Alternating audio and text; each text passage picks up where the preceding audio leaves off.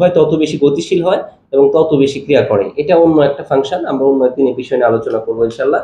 তো আমি যেটা বোঝাতে চেষ্টা করেছি আপনাদের বা জানানোর চেষ্টা করেছি, সেটা হলো যে হোমিওপ্যাথি ওষুধে কোনো কেমিক্যাল নাই, বা কেমিক্যাল আছে আপনার অন্তত কিলার হতে পারেছে।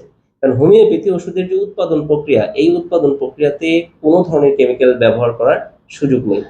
তাহলে যে যে ওষুধগুলো আমরা বাজারে দেখি সিরাপ বা প্যাটেন আকারে, সেগুলো কিন্তু আসলে হোমিওপ্যাথি ওষুধ না। হোমিওপ্যাথির ল, অ্যাকর্ডিং টু ল, সেই ল অনুযায়ী এই প্রক্রিয়াতে হোমিওপ্যাথি ওষুধগুলো তৈরি হয়।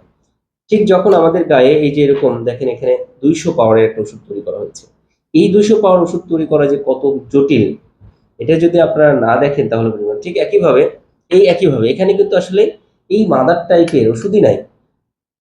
তাহলে এইভাবে কিন্তু হোমিও ওষুধ তৈরি করা হয়, অর্থাৎ সেখানে থাকে হচ্ছে মূল ওষুধের, অর্থাৎ সব মিলেই হচ্ছে মূল যে মেটারিয়ালস থাকে, সেই মেটারিয়ালসের স্মৃতি থাকে, আর মূলত এই অ্যালকোহল গুলো থাকে।